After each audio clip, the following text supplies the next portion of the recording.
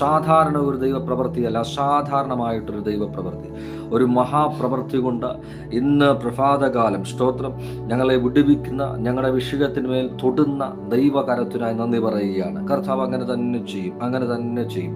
ക്രിസ്തു യേശുവിൻ്റെ നാമത്തിൽ തന്നെ ആമേൻ. കർത്താവിൻ്റെ ധന്യ തിരുനാമം ഈ പ്രഭാതകാലം വീണ്ടും മഹത്വപ്പെടുമാറാകട്ടെ.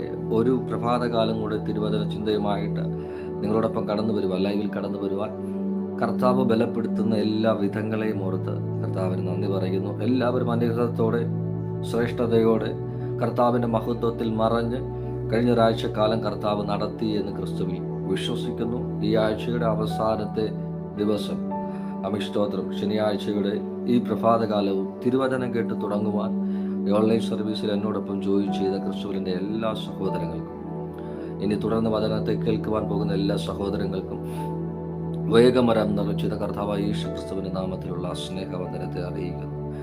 ഇന്ന് പ്രഭാതകാലവും ഒരു ചെറിയ ആത്മീയ ചിന്തയെ മാത്രം മുമ്പിൽ ഷെയർ ചെയ്തിട്ട് വേഗത്തിൽ പ്രാർത്ഥിപ്പാൻ അവൻ ക്രിസ്തുവിൽ ശരണപ്പെടുകയാണ്.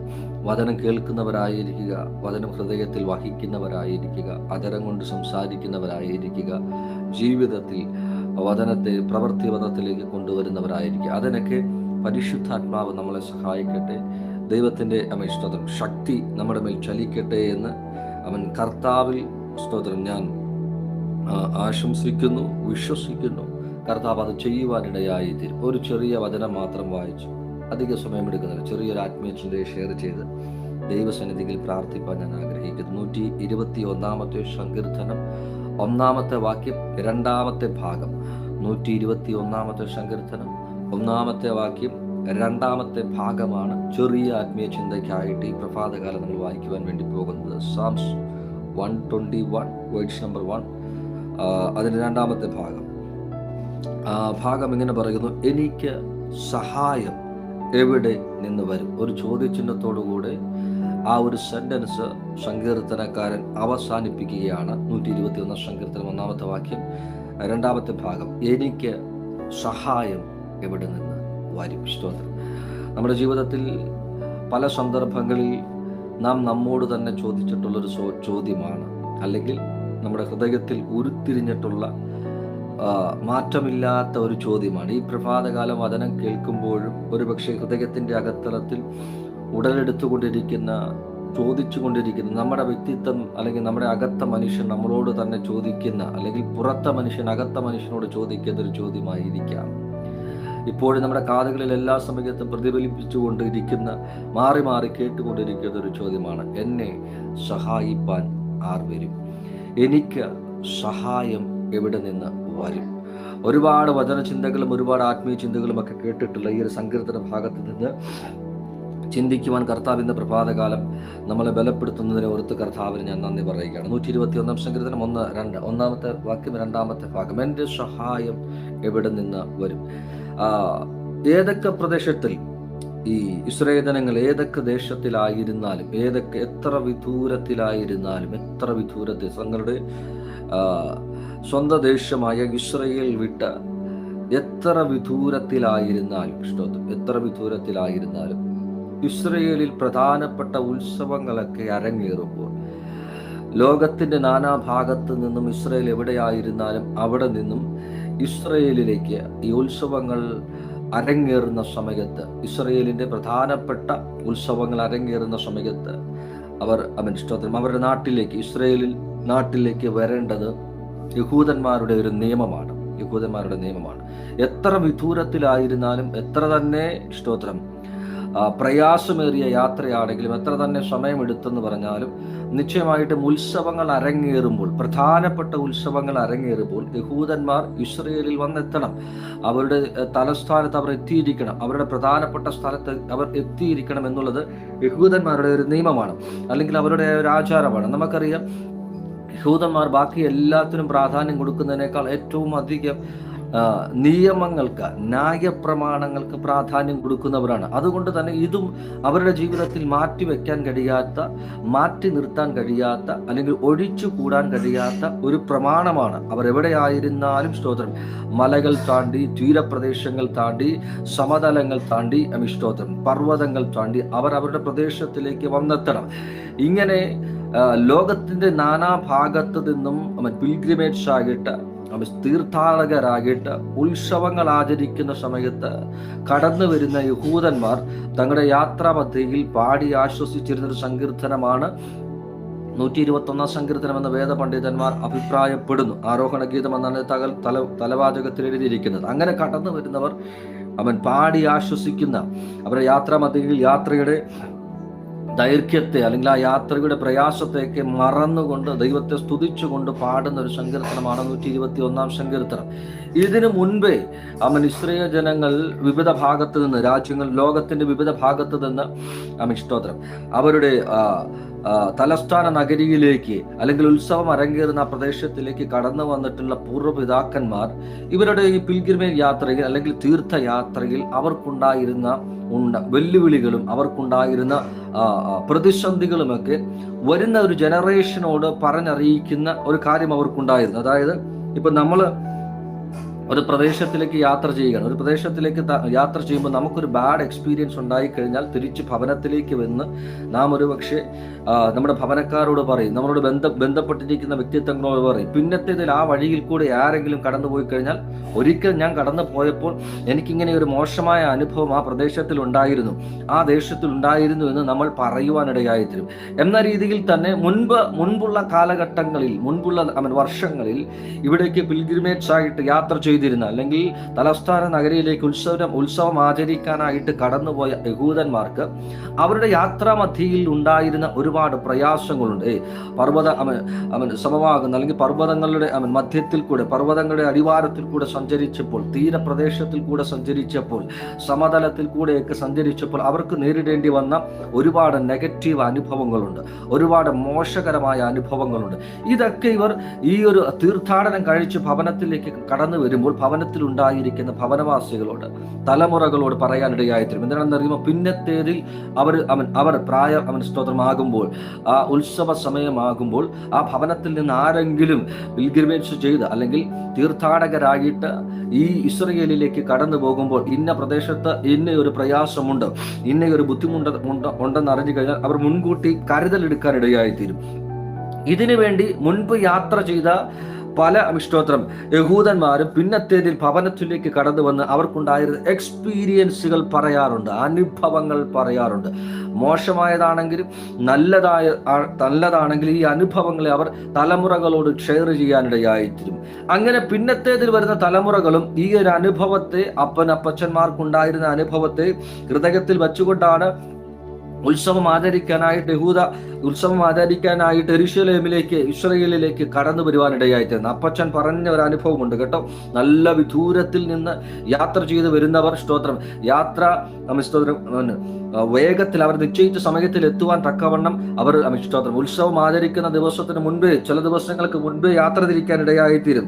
യഹൂദ ചരിത്രകാരന്മാർ പറയുന്നത് കൂടാരമടിച്ച് അവരുടെ യാത്ര പ്രയാസമാകാതെ വണ്ണം വിശ്രമം എടുത്താണ് അവർ യെരൂശലേമിലേക്ക് കടന്നു വരുവാനിടയായിത്തീരുന്നത്. ഇങ്ങനെ കൂടാരമടിച്ച് കടന്നു വരുന്ന യഹൂദന്മാർ കൂടാരത്തിലായിരിക്കുമ്പോഴും ഈ സങ്കീർത്തനം പാടാറുണ്ട്. ഇങ്ങനെ സ്തോത്രം യാത്ര ചെയ്ത് അപ്പച്ചന്മാർ പറഞ്ഞ ഒരുപാട് അനുഭവങ്ങൾ ഹൃദയത്തിൽ പേറിക്കൊണ്ട് അല്ലെങ്കിൽ ചെവിയിൽ പേറിക്കൊണ്ട് പർവ്വത സമമാകുന്ന അല്ലെങ്കിൽ പർവ്വതങ്ങളുടെ അടിവാരത്തിൽ വന്ന് കൂടാരമടിച്ചു താമസിക്കുന്ന, കൂടാരമടിച്ച് വിശ്രമം കൊള്ളുന്ന യഹൂദന്മാർ, അവർ സ്തോത്രം ഇതിന്റെ അകത്തളത്തിൽ നിന്ന് അല്ലെങ്കിൽ പർവ്വതത്തിന് അടിവാരത്തിൽ നിന്ന് പർവ്വതത്തിന്റെ അടിവാരത്തിൽ കൂടാരമടിക്കുമ്പോൾ, അതിൽ അന്തിയുറങ്ങുമ്പോൾ അതിന്റെ അകത്തളത്തിൽ നിന്ന് സ്തോത്രം പർവ്വതത്തിലേക്ക് തങ്ങളുടെ കണ്ണുകളെ ഒന്ന് ഉയർത്താൻ ഇടയായിത്തീരും. സ്തോത്രം 121:1 ഞാൻ എൻ്റെ കണ്ണ് പർവ്വതങ്ങളിലേക്ക് ഉയർത്തുന്നു. പർവ്വതങ്ങളിലേക്ക് ഞങ്ങളുടെ കണ്ണുകളെ ഉയർത്തുന്നത് വേറെ ഒന്നുമല്ല, അപ്പച്ചൻ അന്ന് അങ്ങനെ ഒരു അനുഭവം പറഞ്ഞിട്ടുണ്ടായിരുന്നു കേട്ടോ.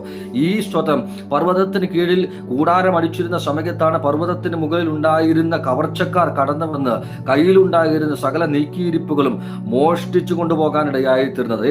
അവർ സ്തോത്രം ഇങ്ങനെ ഉണ്ടായിരിക്കുന്ന തീർത്ഥാടകരെ ഉപദ്രവിച്ചാണ് ഉപജീവന മാർഗം കഴിക്കുന്നത്. അതുകൊണ്ട് തന്നെ അങ്ങനെയുള്ള സമയമാകുമ്പോൾ, അതിന്റെ സീസൺ ആകുമ്പോൾ അവർ വളരെ കരുതിയിരിക്കും. അങ്ങനെയുള്ള ആൾക്കാർ കടന്നു വരുമ്പോൾ അവരെ ആക്രമിക്കാൻ, അവരുടെ കരത്തിലുള്ള ധനങ്ങൾ പിടിച്ചു വാങ്ങുവാൻ, അവരുടെ കരത്തിൽ ഉണ്ടാകുന്ന നന്മകൾ പിടിച്ചു വാങ്ങുവാൻ. സ്തോത്രം.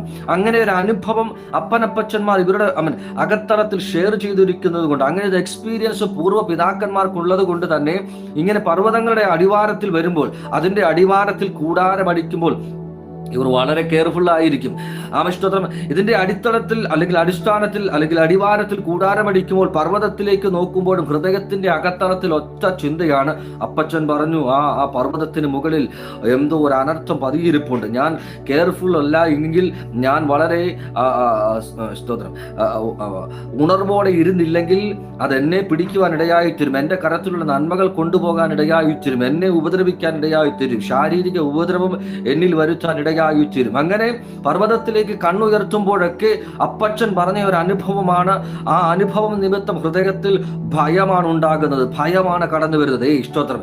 ഈ പ്രഭാതകാലം സ്തോത്രം പൂർവ്വപിതാക്കന്മാരിൽ കൂടെ കടന്നു വന്ന ചില വാക്കുകൾ സ്തോത്രം ആ കാരണമായിട്ട് ഭയം ഹൃദയത്തിന്റെ അകത്തളത്തിൽ ഇസ്രായേൽ ജനത്തിന് അങ്കുരിക്കാൻ കാരണമാകാനിടയായിത്തീർന്നു. ആക്രമണം കടന്നു വന്നില്ല, പ്രതിയോഗി കടന്നു വന്നില്ല, ശത്രു കടന്നു വന്നില്ല, മോഷ്ടാക്കൾ കടന്നു വന്നില്ല. എന്നാൽ കടന്നു വരുന്നതിന് മുൻപേ തന്നെ അവർ പറഞ്ഞു കേട്ട അനുഭവം നിമിത്തം ഇവർ ചിന്തിക്കുന്നത്, എനിക്കും അപായം ഉണ്ടാകാൻ ഇടയായിത്തീരും, എനിക്കും അവർ നേരിട്ട് അതേ പ്രശ്നം നേരിടുവാൻ ഇടയായിത്തീരും. അങ്ങനെ ഒരു ഭയം ഹൃദയത്തിന്റെ അകത്തളത്തിൽ എല്ലാ സമയത്തും അവരെ ഭരിച്ചുകൊണ്ടിരിക്കാൻ ഇടയായിത്തീർന്നു. ഇന്ന് പ്രഭാതകാലം ഈ വചനം പറഞ്ഞുകൊണ്ടിരിക്കുമ്പോൾ ആരൊക്കെയോ സ്തോത്രം പറഞ്ഞ ചില അറിവുകൾ നിമിത്തം, അതേ എന്റെ കുടുംബത്തിൽ കഴിഞ്ഞ തലമുറകൾക്കെല്ലാം അത് സംഭവിച്ചു, അതേ അപ്പന് സംഭവിച്ചു, അമ്മയ്ക്ക് സംഭവിച്ചു, മുത്തച്ഛന് സംഭവിച്ചു, ജനറേഷൻ ആയിട്ട് ഇത് സംഭവിക്കുന്നതാണ്, ജനറേഷൻ ആയിട്ട് ഇതുള്ളതാണ്, പാരമ്പര്യമായിട്ടുള്ളതാണ്. ഇന്ന പ്രായമെത്തുമ്പോൾ ഇന്നത് സംഭവിക്കുമെന്ന്, ഇന്ന പ്രായമെത്തുമ്പോൾ ഇന്നത് ഈ ഭവനത്തിൽ ഉണ്ടാകുമെന്ന്, പാരമ്പര്യമായിട്ട് നിനക്കുള്ളതാണ്. സ്തോത്രം. യേശുവിന്റെ നാമത്തിൽ നിന്റെ തലമുറക്കുള്ളതാണ്, നിന്റെ കുടുംബത്തിനുള്ളതാണെന്ന് പറഞ്ഞ് വാക്കുകൾ നിമിത്തം ഭയപ്പെട്ടിരിക്കുന്ന ചില വിഷയങ്ങളുണ്ടല്ലോ. ഈ പാരമ്പര്യമായിട്ട് ചിലർ പറയാറുണ്ട്, മുടികൊഴിച്ചിലേ, അത് പാരമ്പര്യമായിട്ടുള്ളതാണ്, അത് അപ്പനിൽ നിന്ന് കൈമാറി മകനിലേക്ക്, മകനിൽ നിന്ന് കൈമാറി അടുത്ത തലമുറയിലേക്ക്, അല്ലെങ്കിൽ സ്തോത്രം മറ്റേതെങ്കിലും രോഗം, അത് തലമുറയായിട്ട് പാരമ്പര്യമായിട്ട് ഇന്ന പ്രായമെത്തുമ്പോൾ കൈമാറി വരുവാൻ ഇടയായിത്തീരുമെന്ന് പറഞ്ഞ ചില അനുഭവങ്ങളുണ്ടല്ലോ. എന്നാൽ ഇന്ന് പ്രഭാതകാലം ഈ വചനം ഞാൻ പറഞ്ഞുകൊണ്ടിരിക്കുമ്പോൾ യേശുവിന്റെ നാമത്തിൽ പറയുക, അങ്ങനെ പാരമ്പര്യമായി കൈമാറി വരുമെന്ന് പറഞ്ഞ് ഭയപ്പെട്ടിരിക്കുന്ന ചിലതിനെ ഇന്ന് പകൽക്കാലം ഈ വചനം പറയുമ്പോൾ സ്വർഗം ബ്രേക്ക് ചെയ്യുക. അതെ, നിന്റെ അപ്പന് സംഭവിച്ചതുപോലെ, നിന്റെ അമ്മയ്ക്ക് സംഭവിച്ചതുപോലെ, മുത്തച്ഛന് സംഭവിച്ചതുപോലെ, കഴിഞ്ഞ ജനറേഷന് സംഭവിച്ചതുപോലെ, കഴിഞ്ഞു പോയ സ്തോത്രം തലമുറകൾക്ക് സംഭവിച്ചതുപോലെ, കഴിഞ്ഞ കാലഘട്ടങ്ങളിൽ ചരിത്രങ്ങൾ, നിന്റെ കുടുംബത്തിന്റെ ചരിത്രങ്ങൾ എടുത്ത് പഠിച്ചു കഴിഞ്ഞാൽ പലർക്കും സംഭവിച്ചതുപോലെ നിനക്ക് സംഭവിക്കില്ലെന്നേ യേശുവിന്റെ നാമത്തിൽ ഈ പ്രഭാതകാലം വിശ്വസിക്ക്. അവൻ പറയുകയാണ്, ഞാൻ എൻ്റെ കണ്ണ് പർവ്വതങ്ങളിലേക്ക് ഉയർത്തി. ഒന്നെനിക്കറിയാം, സ്വതം എൻ്റെ കണ്ണ് പർവ്വതങ്ങളിലേക്ക് ഉയർത്തിയപ്പോൾ അവർ പറയുന്ന ഒരുപാട് എക്സ്പീരിയൻസുകൾ എനിക്ക് കേൾക്കാനുണ്ട്, അവർ പറഞ്ഞ ഒരുപാട് അനുഭവങ്ങൾ എനിക്ക് കേൾക്കാനുണ്ട്, അവർ പറഞ്ഞത് ഒരുപാട് കാര്യങ്ങൾ ഞാൻ റീകളക്ട് ചെയ്യുന്നുണ്ട്, അത് സംഭവിച്ചത് മുഴുവൻ ഞാൻ റീകളക്ട് ചെയ്യുകയാണ്. പക്ഷേ എനിക്കൊന്നറിയാം, എനിക്കൊരു സഹായകനുണ്ട്, എനിക്കൊരു സഹായകനുണ്ട്. പർവ്വതത്തിൽ നിന്ന് ഇറങ്ങി വരുന്ന ഭയത്തെ, അവർ പറഞ്ഞ ഭയത്തെ ഭയപ്പെടാതെ വേണം എനിക്ക് വേണ്ടി എഴുന്നേൽക്കുന്ന ഒരു സഹായകൻ, ഒരു സഹായകൻ, ഒരു സഹായകൻ യേശുവിൻ്റെ നാമത്തിൽ, യേശുവിൻ്റെ നാമത്തിൽ. ഇന്നലെ വരെ ഒരു ചോദ്യം എൻ്റെ ഹൃദയത്തിന്റെ അകത്തളത്തിൽ എല്ലാ സമയത്തും മൂടി നടന്നിരുന്നു, എനിക്ക് സഹായം എവിടെ നിന്ന് വരും, എന്നെ സഹായിക്കാൻ ആര് വരും? എൻ്റെ വിഷയത്തെ ഞാൻ ഒറ്റയ്ക്ക് നിന്ന് അതിനെ പരിഹരിക്കാൻ ശ്രമിച്ചു കൊണ്ടിരിക്കുമ്പോൾ എനിക്ക് വേണ്ടി ആരുടെ സഹായഹസ്തം നീട്ടാൻ ഇടയായിത്തീരും? ഇന്ന് പ്രഭാതകാലം ഈ വചനം കേട്ടുകൊണ്ടിരിക്കുമ്പോൾ മഹത്വവും ബലവും ഉള്ളൊരു ഭുജം നിന്റെ വിഷയത്തിന് വേണ്ടി നിനക്ക് സഹായകനായിട്ട് അവൻ സ്വർഗത്തിൽ നിന്ന് ഇറങ്ങി വരുവാൻ വേണ്ടി പോകുക. മഹത്വവും ബലവുമുള്ളൊരു ഭുജം, മഹത്വവും ബലവുമുള്ളൊരു ഭുജം നിനക്ക് സഹായകനായിട്ട് നിന്റെ വിഷയത്തിന് മേൽ ഇറങ്ങി വരുവാൻ വേണ്ടി പോകുക.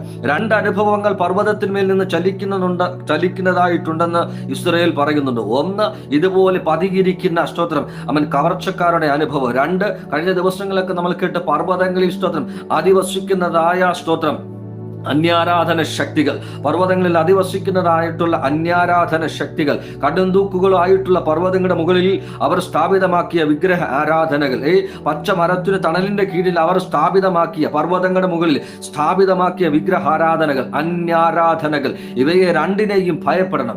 രണ്ടും രാത്രി കാലങ്ങളിലാണ് കടന്നു വരുവാനിടയായിത്തീരുന്നത്. യേശുവിന്റെ നാമത്തിൽ രാത്രികാലങ്ങളിൽ കടന്നു വന്നിട്ട് സ്തോത്രം സകലത്തെയും അത് കവർന്നു കൊണ്ടുപോകാനിടയായിത്തീരും. ഇരുട്ടുള്ളപ്പോൾ, ചലിക്കാൻ കഴിയാത്തപ്പോൾ, സകലരും സ്വസ്ഥമായി തുറങ്ങുമ്പോൾ, നിന്റെ സ്വസ്ഥതയെ കെടുത്തുന്ന രീതിയിൽ നിന്നിൽ നിന്ന് നന്മയെ കാർന്നു നിന്ന് കൊണ്ടുപോകുവാൻ, നീ സ്തോത്രം ആരാധിക്കാൻ കൊണ്ടുപോകുന്ന, നീ സന്തോഷിക്കുവാൻ കൊണ്ടുപോകുന്ന, ആത്മീയ സന്തോഷം അനുഭവിക്കാൻ കൊണ്ടുപോകുന്ന സകലത്തെയും തച്ചുടച്ചു കളഞ്ഞിട്ടും നിന്റെ ഹൃദയത്തിൽ അകാരണമായ ഭയത്തെ, ഇന്ന് പ്രഭാതകാലം ഈ വചനം പറഞ്ഞുകൊണ്ടിരിക്കുമ്പോൾ അകാരണമായ ഭയം കയറിയിരിക്കുന്ന ചിലരുടെ ഹൃദയത്തിന്റെ അകത്തലത്തെ സ്വർഗം സൗഖ്യമാക്കുക. അകാരണമായി മരണത്തിന്റെ ഭയം, അകാരണമായി നഷ്ടത്തിന്റെ ഭയം, അകാരണമായി ഇത് സംഭവിച്ചിട്ടില്ല ഇതുവരെ, പക്ഷെ അതെനിക്ക് സംഭവിക്കുമെന്ന് അകാരണമായി ഹൃദയത്തിന്റെ അകത്തലത്തിൽ കടന്നുകൂടിയിരിക്കുന്ന ഭയം. ഓ ജീസസ് ലമാന ഘടക ശംധനെ, ഈ വചനം പറഞ്ഞുകൊണ്ടിരിക്കുമ്പോൾ ചിലതിന്റെ ഉള്ളിൽ നിന്ന് വചനം കടന്നു ചെന്ന് ആ ഭയത്തെ നീക്കം ചെയ്യുക. അകാരണമായ ഭയം, അകാരണമായ ഭയം, മരണത്തിന്റെ ഭയം, അതേ സ്തോത്രം, പരാജയത്തിന്റെ ഭയം, വേഗതയുടെ ഭയം. ഓ യേശുവിന്റെ നാമത്തിൽ, യേശുവിന്റെ നാമത്തിൽ, യേശുവിന്റെ നാമത്തിൽ. ഉയരത്തിന്റെ ഭയം, പരീക്ഷയുടെ ഭയം, പരീക്ഷണത്തിന്റെ ഭയം, കടബാധ്യതയുടെ ഭയം, യേശുവിന്റെ നാമത്തിൽ.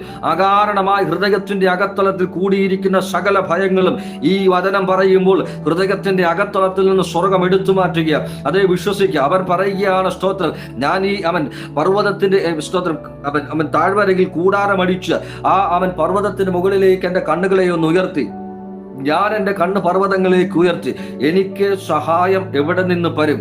എൻ്റെ സഹായം ആകാശത്തെയും ഭൂമിയെയും ഉണ്ടാക്കിയ യഹോവയെങ്കിൽ നിന്ന് വരുന്നത്. പർവ്വതത്തിന്റെ അകത്തളത്തിൽ ഒളിച്ചിരിക്കുന്ന ഭയമുണ്ട്. അവൻ നനച്ചിരിക്കാത്ത നേരത്ത് അത് കടന്നു വരുവാൻ ഇടയായി തീരുമെന്ന് പൂർവ്വപിതാക്കന്മാർ പലരും പറയാനിടയായിത്തീർന്നു. പക്ഷേ അതിനെ ഞാൻ ഭയപ്പെടുകയില്ല. കാരണം എനിക്കൊരു ഉറപ്പുണ്ട്, എനിക്കൊരു സഹായകനുണ്ട്. ഇന്ന് പ്രഭാതകാലം എന്നെ കേൾക്കുന്ന ക്രിസ്തുവിൽ എൻ്റെ സഹോദരങ്ങളെ, നമുക്കൊരു സഹായകനുണ്ട്.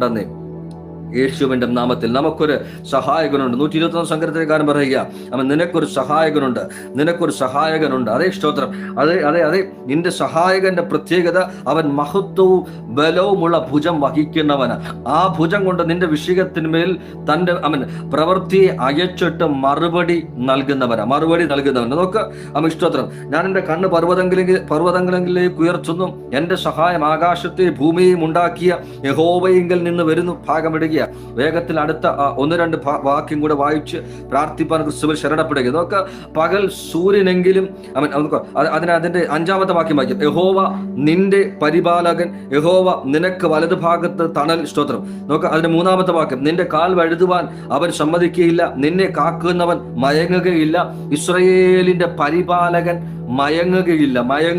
നോക്കാം, ഇസ്രായേലിന്റെ ചരിത്രം പഠിച്ചു കഴിഞ്ഞാൽ 2 നിലവാരത്തിലുള്ള കാവൽക്കാർ, വാച്ച്മാൻമാർ ഇസ്രായേലിനുണ്ട്. ഒന്ന് ആത്മീയമായിട്ടുള്ള കാവൽക്കാരൻ, 2 ഭൗതികമായിട്ടുള്ള കാവൽക്കാരൻ. ആത്മീയമായിട്ടുള്ള കാവൽക്കാരനെ ആരാണെന്ന് ചോദിച്ചു കഴിഞ്ഞാൽ, ഇസ്രായേൽ ചരിത്രം പഠിച്ചു കഴിഞ്ഞാൽ, വേദപുസ്തകം പഠിച്ചു കഴിഞ്ഞാൽ നമുക്ക് മനസ്സിലാകാനിടയായിത്തീരും. ആത്മീയ കാവൽക്കാരൻ, ഇസ്രായേലിന്റെ ആത്മീയ കാവൽക്കാരൻ എന്ന് പറയുന്നത് പ്രവാചകന്മാരാണ്. അതിൽ പ്രധാനിയായിട്ട് നിൽക്കുന്നത് യെഹെസ്കേൽ പ്രവാചകനാണ്. ഇസ്രായേലിന്റെ കാവൽക്കാരൻ എന്ന് പറഞ്ഞ് പ്രധാനിയായിട്ട് നിൽക്കുന്നത് യെഹെസ്കേലാണ്. ആത്മീയ ജീവിതത്തിൽ എന്തെങ്കിലും പോരായ്മയോ നഷ്ടമോ ദുരിതമോ കുറവോ സംഭവിച്ചു കഴിഞ്ഞാൽ അതിനെ നികത്തിക്കൊണ്ട്, അതിന് സകലവിധ കുറവുകളും അവൻ നികത്തിക്കൊണ്ട് മുൻപോട്ട് ഇസ്രായേലിനെ നയിക്കുവാൻ തക്കവണ്ണം അവരുടെ ആത്മമേഖലയ്ക്ക് പ്രാർത്ഥനയുടെ വലിയൊരു കവചം, പ്രാർത്ഥനയുടെ വലിയൊരു കാവൽ കൈമാറുന്ന വ്യക്തിയാണ് പ്രവാചകൻ എന്ന് പറയുന്നത്. സ്തോത്രം. യെഹെസ്കേൽ പ്രവാചകൻ അതിൽ പ്രധാനിയായിട്ട് നിൽക്കുകയാണ്.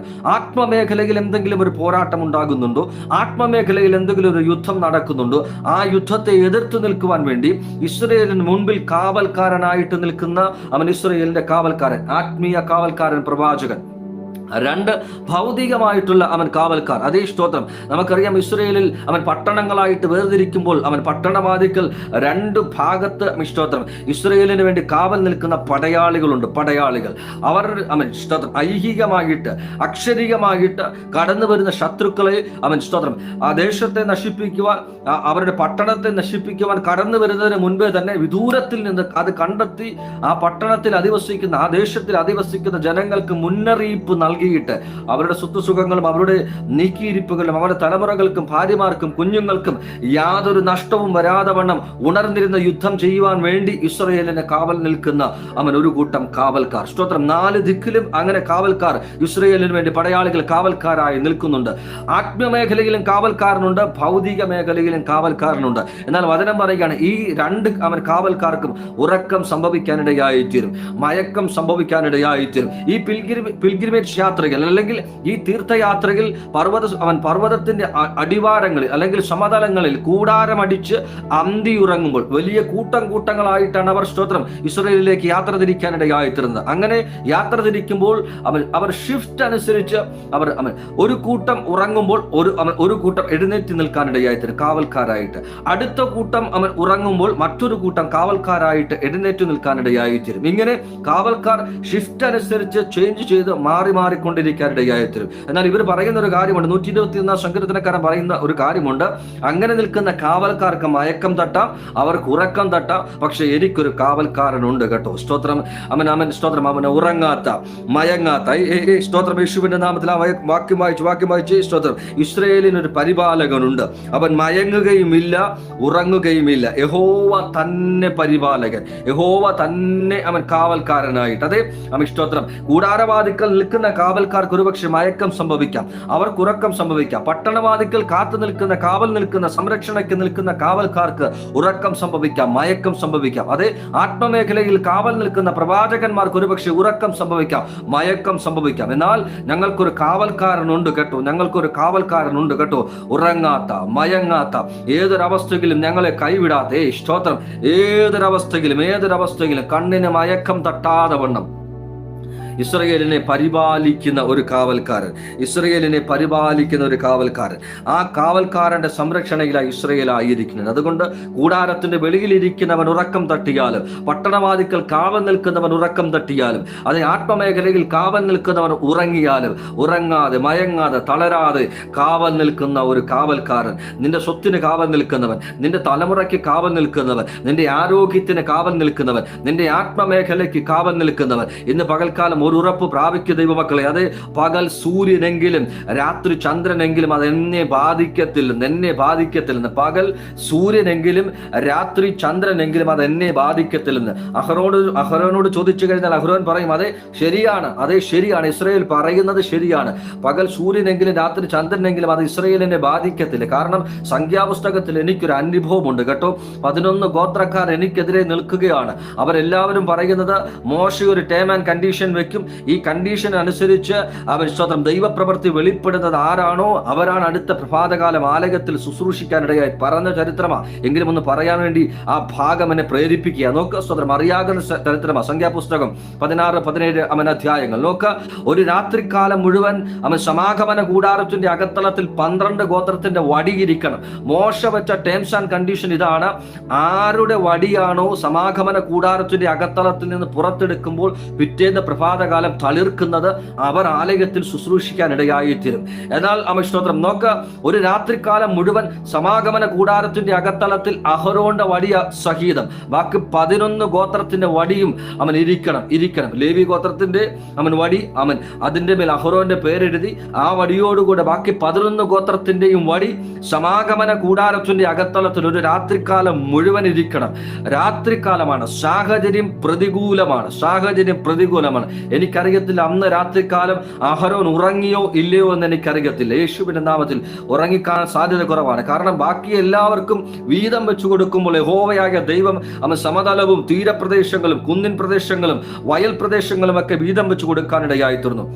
എന്നാൽ അഹരോന് മാത്രം സർവശക്തനായ ദൈവം ഒന്നും കൊടുത്തില്ല എന്ന് വേദപുസ്തകം വായിച്ചു കഴിഞ്ഞാൽ നമുക്ക് മനസ്സിലാകാനിടയായിത്തീരും. അഹരോൻ ദൈവത്തിന് വേണ്ടി നിൽക്കുന്നത് കൊണ്ട് യഹോവയായ ദൈവം തന്നെ അവൻ ഓഹരിയായിട്ട് വെളിപ്പെട്ട് നിൽക്കുന്നുവെന്ന് വേദപുസ്തകം നമ്മളെ വിളിച്ചറിയിക്കുന്നു. അതുകൊണ്ട് ശുശ്രൂഷ കയ്യിൽ നിന്ന് പോയി കഴിഞ്ഞാൽ സകലതും നഷ്ടപ്പെടുമെന്നുള്ള ബോധ്യം ഹൃദയത്തിന്റെ അകത്തളത്തിലുള്ളത് കൊണ്ട്, അഭിഷേകം നഷ്ടപ്പെട്ട് കഴിഞ്ഞാൽ സകലതും നഷ്ടപ്പെട്ടെന്ന ബോധ്യം ഹൃദയത്തിന്റെ അകത്തളത്തിലുള്ളത് കൊണ്ട്, എന്റെ കൂടെ കൊണ്ട് സ്തോത്രം. അനോയിന്റിങ് നഷ്ടപ്പെട്ട് കഴിഞ്ഞാൽ പ്രാർത്ഥന നഷ്ടപ്പെട്ട് കഴിഞ്ഞാൽ, ആത്മീയ ജീവിതം നഷ്ടപ്പെട്ട് കഴിഞ്ഞാൽ, ഇന്ന് അവൻ പ്രഭാതകാലം അങ്ങനെ ഒരു അവൻ സ്തോത്രം സ്തോത്രം സ്തോത്രം അവൻ മൈൻഡിലേക്ക് കടന്നു വരാം. അങ്ങനെ ഒരു മൈൻഡിലേക്ക്, അതെ, പ്രാർത്ഥന ജീവിതം നഷ്ടപ്പെട്ട് കഴിഞ്ഞാൽ സകലതും നഷ്ടപ്പെട്ട അവൻ മൈൻഡിലേക്ക് സ്തോത്രം എനിക്കുണ്ടായിരിക്കുന്ന സ്വത്ത് സുഖങ്ങളോ എനിക്കുണ്ടായിരിക്കുന്ന ഭൗതികമായ നേട്ടങ്ങളോ യാതൊന്നും നഷ്ടപ്പെട്ടാൽ അതെന്നെ ബാധിക്കത്തില്ല. എൻ്റെ ആത്മാവിൽ എനിക്ക് ചില നഷ്ടങ്ങൾ സംഭവിച്ചു കഴിഞ്ഞാൽ, എൻ്റെ പ്രാർത്ഥന എനിക്ക് നഷ്ടപ്പെട്ട് കഴിഞ്ഞാൽ, എൻ്റെ ഉപവാസ ജീവിതം എനിക്ക് നഷ്ടപ്പെട്ട് കഴിഞ്ഞാൽ, എൻ്റെ വിശുദ്ധ ജീവിതം എനിക്ക് നഷ്ടപ്പെട്ട് കഴിഞ്ഞാൽ, ദൈവത്തോടുള്ള ബന്ധം എനിക്ക് നഷ്ടപ്പെട്ട് കഴിഞ്ഞാൽ, വചനധ്യാനം എനിക്ക് നഷ്ടപ്പെട്ട് കഴിഞ്ഞാൽ, something I am losing something, എന്തോ എൻ്റെ ജീവിതത്തിൽ നിന്ന് എനിക്ക് നഷ്ടപ്പെട്ടു പോകുന്നു എന്നൊരു ബോധ്യം എന്നെ ഭരിച്ചു കഴിഞ്ഞാൽ, അന്ന് രാത്രിയിൽ അഹരോൻ ഒരുപക്ഷെ, ഞാനിങ്ങനെ ചിന്തിക്കുകയാണ്, ഒരുപക്ഷെ ആ രാത്രികാലം അഹരോൻ ഉറങ്ങിക്കാണത്തില്ല, നിലവിളിക്കുകയായിരിക്കാം ദൈവസന്നിധിയിൽ, കണ്ണുനീരൊഴുക്കുകയായിരിക്കാം ദൈവസന്നിധിയിൽ. ദാവീദ് പറഞ്ഞതുപോലെ, അപ്പോഴേ സ്തോത്രം, എടുക്കരുത്, നിന്റെ ആത്മാവിനെ എന്നിൽ നിന്ന് എടുക്കരുത്, നിന്റെ രക്ഷയുടെ സന്തോഷം എനിക്ക് തിരികെ നൽകണമേ എന്ന് ദാവീദ് പറഞ്ഞതുപോലെ, അന്ന് രാത്രികാലം മുഴുവൻ അഹരോൻ ഒരുപക്ഷെ ദൈവസന്നിധിയിൽ നിലവിളിച്ചു എന്നിരിക്കാം. ആ വടിയൊന്ന് തളിർക്കണം, അതൊന്ന് തളിർത്താൽ മാത്രമേ എനിക്ക് നിലനിൽക്കാൻ കഴിയത്തുള്ളൂ, അതൊന്ന് സ്തോത്രം പച്ച വെച്ചാൽ മാത്രമേ എനിക്ക് നിലനിൽക്കാൻ കഴിയത്തുള്ളൂ. ഇന്ന് പ്രഭാതകാലം ഈ വചനം കേട്ടുകൊണ്ടിരിക്കുമ്പോൾ ദൈവസന്നിധിയിൽ ഇന്നലെ രാത്രിയിൽ ഇതേ നിലവാരത്തിൽ നിലവിളിച്ച് കരഞ്ഞവരെന്നെ കേൾക്കുന്നുണ്ട്. ദൈവമേ, നീയൊന്ന് പ്രവർത്തിച്ചാൽ മാത്രമേ, നീയൊന്ന് തൊട്ടാൽ മാത്രമേ, നീ ആ വിഷയത്തിന് മേലൊന്ന് ഇറങ്ങിയാൽ മാത്രമേ, നിന്റെ കരമൊന്ന് ചലിച്ചാൽ മാത്രമേ യേശുവിന്റെ നാമത്തിൽ എനിക്ക് സ്വസ്ഥമായിട്ടിരിക്കാൻ കഴിയത്തുള്ളൂ. നീ ഒന്ന് ഉത്തരം അരുളിയാൽ മാത്രമേ. കണ്ണുനീരോടെ പ്രാർത്ഥിച്ച ചിലർ ഈ പ്രഭാതകാലം എന്നെ കേൾക്കുന്നുണ്ട്. നിലവിളിയോടെ പ്രാർത്ഥിച്ചവർ, ഭാര്യ ഉറങ്ങുമ്പോഴും ഉണർന്നിരുന്ന് പ്രാർത്ഥിച്ചവർ, ഭർത്താവ് ഉറങ്ങുമ്പോഴും ഉണർന്നിരുന്ന് പ്രാർത്ഥിച്ചവർ, ഉറങ്ങുവാൻ കഴിയാതെ വണ്ണം കണ്ണുകൾ സ്തോത്രം തോരാതെ ദൈവസന്നിധിയിൽ നിലവിളിയോടെ കണ്ണുനീരോടുകൂടെ ശബ്ദം പുറപ്പെടാതെ വണ്ണം ഹൃദയം കൊണ്ട് ദൈവത്തോട് ഇന്നലെ രാത്രികാലങ്ങളിൽ സംസാരിച്ചവർ ഈ പ്രഭാതകാലം എന്നെ കേൾക്കുന്നുണ്ട്. സ്തോത്രം. കണ്ണുനീരോടെ വിതച്ചവനെ കണ്ണുനീരോടെ വിതയ്ക്കുന്നവൻ ആർപ്പോട് കൊയ്യുന്ന പ്രഭാതകാലം ഒട്ടും വിദൂരമല്ല. എന്നെ കേൾക്ക്. കണ്ണുനീരോടെ വിതയ്ക്കുന്നവൻ അവൻ ആർപ്പോട് കൊയ്യുന്ന പ്രഭാതകാലം ഒട്ടും വിദൂരമല്ലെന്നേ. ഒരു രാത്രികാലം മുഴുവൻ സ്തോത്രം ആരും കാണാതെ നീ കരഞ്ഞു. അതേ, നിന്റെ കിടക്ക കണ്ണുനീർ കൊണ്ട് നീ നിറച്ചു, നിന്റെ തലയുടെ മുഴുവൻ കണ്ണുനീർ കൊണ്ട് നീ ായിത്തീർന്നു. ആരോടും വാക്കുകൾ കൊണ്ട് ഒന്നും പറയാനില്ല. നിന്റെ വേദന വാക്കുകൾ കൊണ്ട് വിശദീകരിക്കാൻ കഴിയുന്നതിലും അപ്പുറമാണ്. അതേ, ഹൃദയം കൊണ്ട് ഞെരങ്ങിയാണ് ദൈവസന്നിധിയിൽ നീ പ്രാർത്ഥിക്കുന്നത്. അതേ, ഹന്ന പ്രാർത്ഥിച്ചതുപോലെ, അതെ, ഹൃദയം കൊണ്ട് ഞെരങ്ങി ആർക്കും മനസ്സിലാകാത്ത ഭാഷയിൽ, കണ്ണുനീരിന്റെ ഭാഷയിൽ, മുൻപ് പറഞ്ഞത് എങ്കിലും ഒന്നും കൂടെ പറയുന്നത്, കണ്ണുനീരിന്റെ ഭാഷയിൽ സ്വർഗത്തോട് സംസാരിച്ച ചില സഹോദരങ്ങൾ, ചില മാതാപിതാക്കന്മാർ ഇന്ന് പ്രഭാതകാലം ഈ ലൈവിൽ എന്നെ കേൾക്കുന്നുണ്ട്. കണ്ണുനീരുകൊണ്ട് സ്വർഗത്തോട് സംസാരിച്ചവർ, കർത്താവിനോട് സംസാരിച്ചവർ, കണ്ണുനീരുകൊണ്ട് സംസാരിച്ചവർ. അഹരോൻ പറയുക, എനിക്ക് സംസാരിക്കാൻ വേറെ ഭാഷയില്ല, എനിക്ക് പിടിപ്പില്ല. അതെ, എനിക്ക് അവരുടെ മുറ്റത്തിൽ നിന്ന് സംസാരിക്കാൻ കഴിയത്തില്ല. കാരണം ചേർന്ന് നിൽക്കുന്നത് 11 ഗോത്രമാണ്. 11 ഗോത്രം ഒറ്റക്കൊട്ടോടെ നിന്നാണ് എനിക്കെതിരെ സംസാരിക്കുന്നത്, എൻ്റെ അഭിഷേകത്തിനെതിരെ സംസാരിക്കുന്നത്, എൻ്റെ ശുശ്രൂഷയ്ക്കെതിരെ സംസാരിക്കുന്നത്, എൻ്റെ കുടുംബത്തിനെതിരെ സംസാരിക്കുന്നത്, എൻ്റെ സമ്പത്തിനെതിരെ സംസാരിക്കുന്നത്. എല്ലാവരുടെയും വിഷയം അത് തന്നെയാണ്. സ്തോത്രം. അഹരോന് ദശാംശം കൊടുക്കണം എന്നുള്ളത് കൊണ്ട് ബാക്കിയുള്ളവരെല്ലാം പ്രാപിക്കുന്നതിലും അധികം അഹരോൻ പ്രാപിക്കുന്നത് കൊണ്ട്, സ്തോത്രം, ബാക്കിയുള്ളവർക്കെല്ലാം ലഭിക്കുന്നതിലും അധികം നീക്കിയിരിപ്പ് അഹരോന്റെ ഭവനത്തിൽ ഉണ്ടായതുകൊണ്ട് അവർക്ക് എല്ലാവർക്കും അഹരോനോട് കണ്ണുകടിയ. അതെ, അഹരോനോട് അമിഷ്ടത്തിന് കണ്ണുകടിയ. എല്ലാവരും പറയുക, ഞങ്ങൾക്കൊക്കെ അധികം അഹരോനാണ് ലഭിക്കുന്നത്. അതുകൊണ്ട് ഞങ്ങൾ കുറവ് കിട്ടുന്നവരെല്ലാവരും ഒറ്റക്കെട്ടായിട്ട് നിന്ന് അഹരോനെതിരെ തിരിയാനിടയായി തീർന്നു. നീ ഒറ്റയ്ക്കാണ് നിന്റെ ഭവനത്തിൽ ഇന്ന് പ്രഭാതകാല യുദ്ധം ചെയ്യുന്നത്, അല്ലേ? കഴിഞ്ഞ ദിനരാത്രങ്ങൾ വരെ, കഴിഞ്ഞ ഓരോ ദിവസവും നിന്റെ കൂടെ നിൽക്കാൻ, നിനക്ക് വേണ്ടി സംസാരിക്കാൻ ഒരു വ്യക്തിയില്ല. കൂടെ നിൽക്കേണ്ടവർ പോലും നിന്നെ മാറ്റി നിർത്തിയിരിക്കുക. നീ ഒറ്റയ്ക്കാ യുദ്ധം ചെയ്യുന്നത്, ദൈവസന്നിധിയിൽ കണ്ണുനീരൊഴുക്കുന്നത്, പ്രാർത്ഥിക്കുന്നത്. അതെ, ആ ദേശത്തിൽ നീ ഒറ്റയ്ക്കാണ്, ആ ഓഫീസിൽ നീ ഒറ്റയ്ക്കാണ്, ആ വിദേശ മണ്ണിൽ നീ ഒറ്റയ്ക്കാണ്, ആ കുടുംബത്തിൽ നീ ഒറ്റയ്ക്കാണ്. ഭാര്യയുണ്ട്, ഭർത്താവുണ്ട്, തലമുറകളുണ്ട്. എങ്കിലും ഒരു കൂട്ടം ആൾക്കാർ നിനക്ക് ചുറ്റുമുണ്ടെങ്കിലും നീ ഒറ്റയ്ക്കാണ് യുദ്ധം ചെയ്യുന്നത്. വിട്ടുകൊടുക്കത്തില്ല, വിഷാദം നിനക്ക് വിട്ടു തരത്തില്ലെന്ന് പറഞ്ഞ് നിന്റെ ഭവനത്തിന് വേണ്ടി, നിന്റെ തലമുറയ്ക്ക് വേണ്ടി, നിന്റെ ഭാര്യയ്ക്ക് വേണ്ടി, നിന്റെ ഭർത്താവിന് വേണ്ടി, നിന്റെ ധനത്തിന് വേണ്ടി, നിന്റെ ഭാവിക്ക് വേണ്ടി നീ ഒറ്റയ്ക്കാ യുദ്ധം ചെയ്യുന്നത്. കണ്ണുനീരോടെയാണ് നീ യുദ്ധം ചെയ്യുന്നത്, നിലവിളിയോടെയാണ് നീ യുദ്ധം ചെയ്യുന്നത്. യേശുവിന്റെ നാമത്തിൽ ഈ പ്രഭാതകാലം ഈ വചനം പറഞ്ഞുകൊണ്ടിരിക്കുമ്പോൾ അങ്ങനെയുള്ള ചിലരുടെ മേൽ എൻ്റെ കർത്താവിന്റെ കരം ചലിക്കുകയാണ്. കണ്ണുനീരോടെ വിതയ്ക്കുന്ന ചിലരുടെ മേൽ, കണ്ണുനീരോടെ വിതയ്ക്കുന്ന രാത്രി കാലങ്ങളിൽ കണ്ണുനീരോടെ വിതയ്ക്കുന്ന ചിലരുടെ മേൽ സ്വർഗം പറയുക, നിനക്ക് സഹായം എവിടെ നിന്ന് വരുമെന്ന് നിനക്കറിയത്തില്ലല്ലേ? നീ പലപ്പോഴും ചോദിച്ചിട്ടുള്ളതാ, നീ പറഞ്ഞിട്ടുള്ളതാ കർത്താവിനോട്, നീ സഹായിച്ചില്ലെങ്കിൽ കർത്താവെ, നിന്റെ കരം വെളിപ്പെട്ടില്ല എങ്കിൽ എനിക്കിനി സഹായം ചോദിച്ച് കടന്നു ചെല്ലുവാൻ ഒരു വ്യക്തിയുമില്ല, ഒരാളുമില്ല, ഒരു അധികാരികളുമില്ല. നിന്റെ കരം പ്രവർത്തിച്ചാൽ മാത്രമേ എനിക്ക് എൻ്റെ ജീവിതത്തിൽ എന്തെങ്കിലും ഒരു ചേഞ്ച് സംഭവിക്കത്തുള്ളൂ. ഒരു കരമില്ല, ഒരു വാതിലില്ല, ഒരു വഴിയുമില്ല, സകലതും അടയപ്പെട്ടിരിക്കുക. നിന്റെ കരം ചലിച്ചേ പറ്റത്തുള്ളൂ. അങ്ങനെ പ്രാർത്ഥിച്ച്, കണ്ണുനീരോടെ പ്രാർത്ഥിച്ച് ദൈവസന്നിധിയിൽ സ്തോത്രം, കണ്ണുനീർ വറ്റി ഇന്ന് പ്രഭാതകാലം ഈ ഓൺലൈനിൽ എന്നെ കേൾക്കുന്ന സഹോദരങ്ങളെയും ക്രിസ്തുവിന്റെ സ്തോത്രം സഹോദരങ്ങളെ, അതെ, നിനക്ക് വേണ്ടി എൻ്റെ സ്വർഗത്തിന്റെ കരം ചലിക്കുകയാണ്. എല്ലാവരും പറഞ്ഞു 12 ഗോത്രത്തിന് 11 ഗോത്രത്തിന്റെ വടിയോടുകൂടി അഹരോന്റെ വടിയും ഇരിക്കുകയാണ്. എന്നാൽ സ്തോത്രം 11 ഗോത്രത്തിന് വേണ്ടി ചലിക്കുന്നത് പോലെയല്ല അഹരോന്റെ വടി ചലിക്കുവാൻ ഇടയായിത്തീരുന്നത്. നമുക്കറിയാം സ്തോത്രം, ഒരു തളിർപ്പ് സംഭവിക്കണമെങ്കിൽ ഫോട്ടോസിന്തസിസ് എഫക്ട്സ് എന്ന് പറയുന്ന ഒരു പ്രക്രിയ സംഭവിക്കണം. പ്രകാശ സംശ്ലേഷണം. സൂര്യന്റെ രശ്മി അടിച്ച് സൂര്യപ്രകാശം ഭൂതലത്തിലേക്ക് വന്ന ഒരു ലതാദികൾ അല്ലെങ്കിൽ സസ്യത്തിൽ അതിന്റെ രശ്മി അടിച്ചതിന് ശേഷം അതിൽ നിന്ന് ഉണ്ടാകുന്ന കിരണത്തിന്റെ അനന്തര ഫലം കൊണ്ടാണ് പ്രകാശ സംശ്ലേഷണം സംഭവിക്കുന്നത്, പച്ചിപ്പുണ്ടാകുന്നത്, വൃക്ഷ ലതാദികൾ വളരുവാനിടയായിത്തീരുന്നത്. എന്നാൽ അഹ്റോൻ പറയും, സാഹചര്യം എനിക്ക് എതിരാണ്, രാത്രി കാലമാണ്, സൂര്യന്റെ പ്രകാശം അടിക്കുവാൻ സാധ്യതകൾ ഒന്നുമില്ല, സൂര്യൻ അനുകൂലം അല്ല, സാധ്യതകൾ ഒന്നുമില്ല.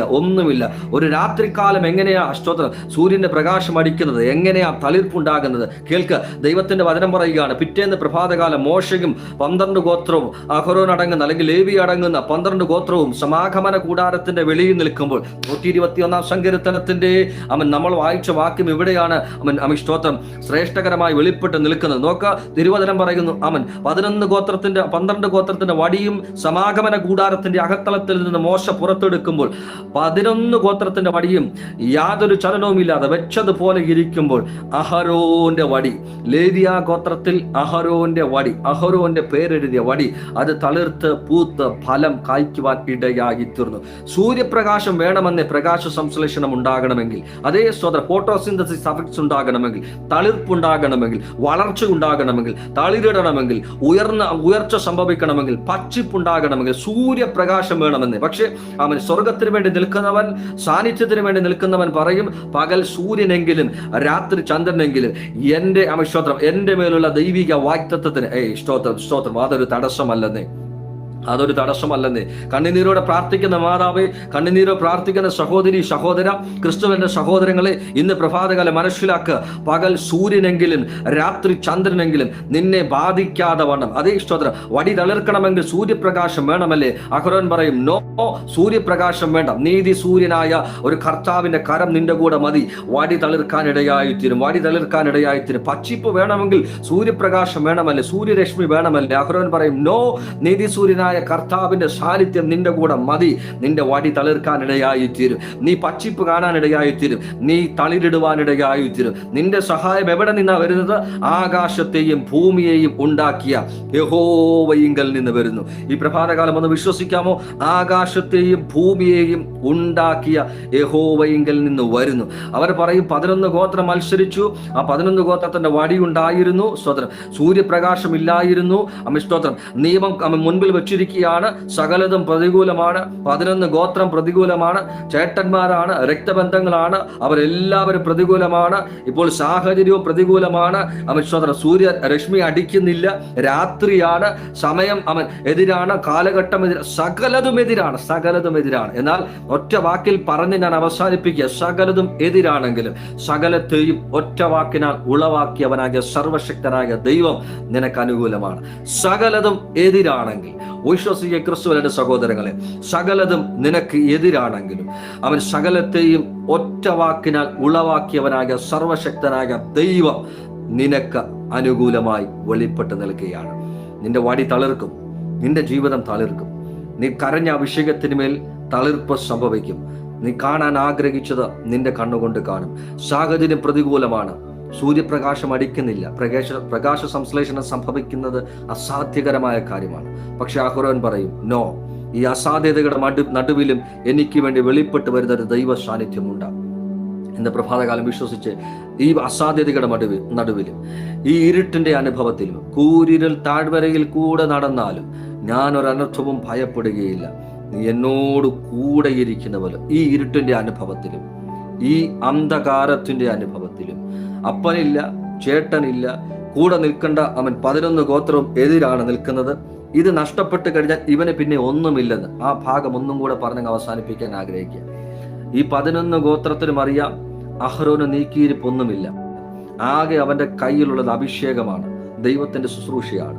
ഇത് നഷ്ടപ്പെട്ട് കഴിഞ്ഞാൽ ഇവൻ പിന്നെ ഒന്നുമില്ല, ഇവന് മുൻപോട്ട് പോകാൻ കഴിയത്തില്ല. ഇതാണ് ഇവന്റെ ബലം. ഇതറിഞ്ഞിട്ടും അതും അവന്റെ കരത്തിൽ നിന്ന് പിടിച്ചു കൊണ്ടുപോകാൻ. എന്നെ കേൾക്കുന്നുണ്ടോ ക്രിസ്തുവിന്റെ സഹോദരങ്ങളെ? നിനക്ക് നീക്കിയിരിപ്പ് ആകെ നിന്റെ കയ്യിലുള്ളത് 3 സെന്റാ, അല്ലെങ്കിൽ 7 സെന്റാ, അല്ലെങ്കിൽ ചെറിയൊരു ബിസിനസ്സാ. എന്നാൽ അത് നിന്റെ കയ്യിൽ നിന്ന് പോയി കഴിഞ്ഞാൽ പിന്നെ നിനക്ക് നിലനിൽപ്പില്ല. സ്തോത്രം. ഇതറിഞ്ഞിട്ടും സ്തോത്രം, അതും കൂടെ നിന്റെ കരത്തിൽ നിന്ന് അപഹരിക്കാൻ, ഓ ജീസസ്, അതും കൂടെ നിന്റെ കരത്തിൽ നിന്ന് പിടിച്ചു വാങ്ങാൻ നിനക്കെതിരെ നിൽക്കുന്ന ചിലർ നിനക്ക് ചുറ്റുമുണ്ട്. ഈ പ്രഭാതകാലം ഷാർപ്പായിട്ട് ദൈവത്തിന്റെ ആത്മാവ് ദൂത് സംസാരിക്കുന്നു. അതെ സ്തോത്രം, 3-4 സെന്റേ ഉള്ളൂ, ചെറിയൊരു ബിസിനസ്സാണ്, ചെറിയൊരു കടയാണ്, അതേ ചെറിയൊരു സാമ്പത്തിക നീക്കിയിരിപ്പാണ്. ഇത് നഷ്ടപ്പെട്ട് കഴിഞ്ഞാൽ നീ പിന്നെ മുൻപോട്ട് പോകുന്നത് പ്രയാസകരമാണ്. പക്ഷെ അതും കൂടെ നിന്റെ കരത്തിൽ നിന്ന് അപഹരിക്കാൻ കാത്തു നിൽക്കുന്ന ഒരു കൂട്ടം. സ്വർഗം പറയുക, അവരുടെ മുൻപിൽ വെച്ച് നീ തളിർക്കും, നീ എഴുന്നേൽക്കും, നീ തല ഉയർത്തും. നിന്റെ ദൈവം നിന്നോടുകൂടെ ഉണ്ടെന്ന് അവരെതിരെ പ്രവർത്തിച്ചു കഴിഞ്ഞാൽ ചലിക്കുന്ന ഒരു കരം മാനുഷികമല്ല, സ്വർഗീയമാണെന്ന് അവരറിയത്തക്കവണ്ണ വിധത്തിൽ എൻ്റെ കർത്താവിന്റെ കരം, മഹത്വവും ബലവുമുള്ള ഭുജം നമുക്ക് വേണ്ടി ഈ ദിവസങ്ങളിൽ ചലിക്കും. അതെ, നമ്മുടെ സഹായം എവിടെ നിന്ന് വരും? ആകാശത്തെയും ഭൂമിയെയും ഉണ്ടാക്കിയ യഹോവയിങ്കൽ നിന്ന് വരുന്നു. രാജാക്കന്മാരുടെ ഹൃദയം നീർത്തോട് കണക്കെ തൻ്റെ ഇഷ്ടത്തിന് ചലിപ്പിക്കുന്ന ഒരു ദൈവത്തെയാ നാം ആരാധിക്കുന്നത്. സാധാരണ വ്യക്തികളെയല്ല, രാജാക്കന്മാരുടെ ഹൃദയം. അങ്ങനെയെങ്കിൽ വിശ്വസിക്കുക, നിനക്ക് പ്രതികൂലമായി നിൽക്കുന്ന ആ വ്യക്തിയുടെ ഹൃദയം നിനക്ക് അനുകൂലമായി ചലിപ്പിക്കുവാൻ എൻ്റെ ദൈവത്തിന് സെക്കൻഡുകൾ മതി. സെക്കൻഡുകൾ. വിശ്വസിക്കുക, നിന്റെ സഹായം മനുഷ്യനിൽ നിന്നല്ല, സ്തോത്രം, ഇഹലോകത്തിലെ യാതൊരു ബന്ധങ്ങളിൽ നിന്നുമല്ല കടന്നു വരുന്നത്. നിന്റെ സഹായം, നമ്മുടെ സഹായം ആകാശത്തെയും ഭൂമിയെയും ഉണ്ടാക്കിയ യഹോവയെങ്കിൽ നിന്ന് വരുന്നു. അതുകൊണ്ട് ഇന്ന് പ്രഭാതകാലം ഭയപ്പെടരുതേ. ചോദിച്ച ചോദ്യത്തിന് ഉത്തരമായില്ലേ? എൻ്റെ സഹായം എന്നെ ആര് സഹായിക്കും? എവിടെ നിന്ന് എനിക്ക് സഹായം വരും? ഉത്തരമായില്ലേ പ്രഭാതകാലം? അതിനെ നമ്മൾ ഇടപെട്ടില്ലേ? നിനക്ക് സഹായം ആകാശത്തെയും ഭൂമിയെയും ഉണ്ടാക്കിയ യഹോവയെങ്കിൽ നിന്ന് വരുന്നു. നിന്റെ സഹായം അവിടെ നിന്ന് വരുന്നു. വിശ്വസിക്കുക, ദൈവസന്നിധിയിൽ അവൻ ഉറപ്പും ധൈര്യവുമുള്ളവരായിരിക്കുക. നമ്മുടെ സഹായം, നമുക്ക് വേണ്ടി സഹായം അർപ്പിക്കുവാൻ കർത്താവിന്റെ കരം നമുക്ക് വേണ്ടി ചലിക്കാനിടയായിത്തീരും. സഹായം വരുവാൻ ഒരു സാധ്യതയും ഇല്ലാത്ത ഇടമാണ് അവൻ കാരാഗ്രഹം എന്ന് പറയുന്നത്. സഹായിക്കേണ്ടവർ പോലും മറന്ന് പോയ ഒരു സാഹചര്യത്തിൽ യോസഫ് ഇപ്പോൾ കിടക്കുകയാണ്. സ്തോത്രം. അവന് ചെയ്തു കൊടുത്ത വിടുതലും ചെയ്തു കൊടുത്ത സകല സ്തോത്രം കാര്യങ്ങളും മറന്നുകൊണ്ട് ഒരുത്തൻ കൊട്ടാരത്തിലായിരിക്കുക. സഹായിക്കാമെന്ന വാക്ക് പറഞ്ഞവരാണ്. എന്നാൽ അവന്റെ സാഹചര്യം മാറിയപ്പോൾ സ്തോത്രം യോസഫ് എന്താ ചെയ്തതെന്ന് മറന്നു കളഞ്ഞു. കാരാഗ്രഹത്തിന്റെ അകത്തളത്തിൽ യോസഫ് ഇപ്പോൾ കിടക്കുകയാണ്. സഹായം വരുവാൻ യാതൊരു സാധ്യതകളുമില്ല. സഹായം വരുവാൻ പുറത്തായിരുന്നെങ്കിൽ എന്തെങ്കിലും ഒരു സാധ്യത ഉണ്ടായിരുന്നു. കാരാഗ്രഹത്തിന്റെ അകത്തളത്തിൽ സഹായം വരുവാൻ സാധ്യതകളൊന്നുമില്ല.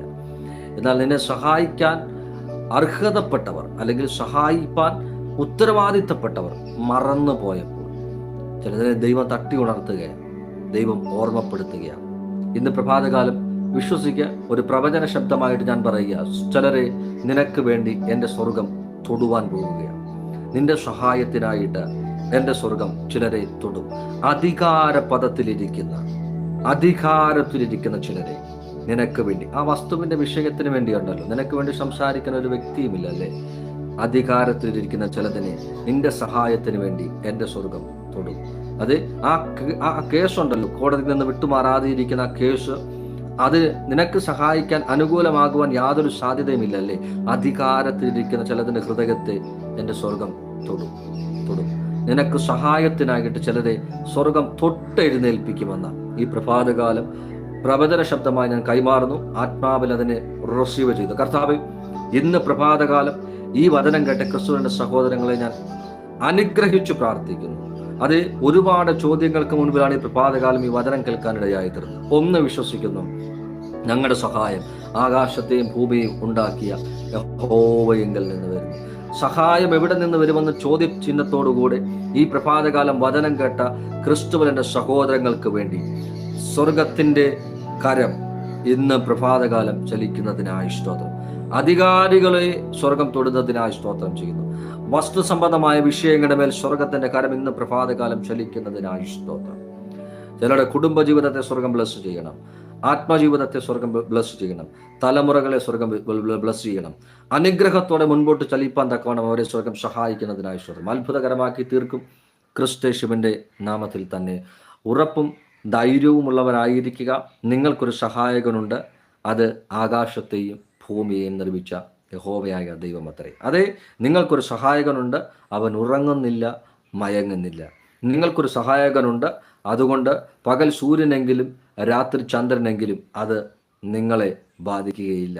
നിങ്ങൾക്കൊരു സഹായകനുണ്ട്. അതുകൊണ്ട് അവൻ നിങ്ങളുടെ ഗമനത്തെയും ആഗമനത്തെയും എന്നേക്കും സ്ഥിരമാക്കും. നിങ്ങളുടെ ഗമനത്തെയും ആഗമനത്തെയും എന്നേക്കും സ്ഥിരമാക്കും. കർത്താവ് നമ്മളെ സഹായിക്കട്ടെ. ഇന്ന് പ്രഭാതകാലം ഒരു ചെറിയ ആത്മീയ ചിന്ത മാത്രമാണ് കൈമാറാനിടയായിത്തീർന്നത്. വരും ദിവസങ്ങളിൽ അത്ഭുതകരമായിട്ട് കർത്താവ് നമ്മളെ നടത്തും. പ്രാർത്ഥനയിൽ ഓർക്കാം. എന്തെങ്കിലും പ്രയർ മാറ്റേഴ്സ് പേഴ്സണലി ഷെയർ ചെയ്യാൻ ആഗ്രഹിക്കുന്നെങ്കിൽ വാട്സ്ആപ്പ് നമ്പർ ഷെയർ ചെയ്യാം, ഡിസ്ക്രിപ്ഷനിലുണ്ട്, കമൻറ്റ് ബോക്സിലുണ്ട്. അല്ല എങ്കിൽ വരും ദിവസങ്ങളിൽ കർത്താവ് നമ്മളെ ബലത്തോടെ നടത്തട്ടെ. സ്തോത്രം. ധൈര്യമായിരിക്കുക. നമുക്ക് സഹായം നമ്മൾ സ്വർഗത്തിൽ നിന്ന് കടന്നു വരും. നമ്മുടെ സഹായകൻ തൻ്റെ കരം നീട്ടി നമ്മളെ സഹായിക്കാൻ ഇടയായി തീരും. നിന്റെ സഹായം എല്ലാ നിലവാരത്തിലും നിനക്ക് അനുകൂലമായി ചലിക്കുന്ന സ്വർഗത്തിൻ്റെ കരം നീ ഈ ദിവസങ്ങളിൽ കാണുവാൻ വേണ്ടി പോകുക. വിശ്വാസത്തോടെ ആയിരിക്കുക. സ്വർഗത്തിൻ്റെ അത്ഭുതകരം കാണുവാൻ വേണ്ടി പോകുന്നു. നിങ്ങൾക്ക് ഈ സന്ദേശം അനുഗ്രഹമായെങ്കിൽ ഷെയർ ചെയ്യുക. പ്രാർത്ഥനയിൽ ഓർക്കുക, ശുശ്രൂഷകളെ ഓർത്ത് പ്രാർത്ഥിക്കുക, ആത്മീയ ജീവിതത്തെ ഓർത്ത് പ്രാർത്ഥിക്കുക. പ്രാർത്ഥനയോടെ ആയിരിക്കാം. ഒരുമിച്ച് പ്രാർത്ഥനയിൽ താങ്ങാം. അതുവരെ കർത്താവ് തൻ്റെ തങ്കച്ചിറകിന്മേൽ നമ്മളെ മറക്കട്ടെ. വരവ് താമസമെങ്കിൽ വീണ്ടും കാണാം. അല്ല, വരവ് സംഭവിക്കുകയാണെങ്കിൽ നിത്യതയിൽ ഒരുമിച്ച് നമുക്ക് കാണാം. അതുവരെ സമാധാനത്തോടെ സ്വസ്ഥതയോടെ ആയിരിക്കുക. ജോയിൻ ചെയ്ത എല്ലാവർക്കും നന്ദിയെ പ്രകാശിപ്പിക്കുന്നു. വരും ദിവസങ്ങൾക്ക് അത്ഭുതമായിട്ട് കർത്താവ് നടത്തുമെന്ന് വിശ്വാസത്തോടെ ആയിരിക്കുക. നമുക്കൊരു കാവൽക്കാരനുണ്ട്. കർത്താവ് നമ്മളെ സഹായിക്കട്ടെ. വരവിനായി ഒരുങ്ങാം. മാറാനാഥ, നമ്മുടെ കർത്താവ് വേഗം വരുവാൻ വേണ്ടി പോകുന്നു. God bless you all. Amen.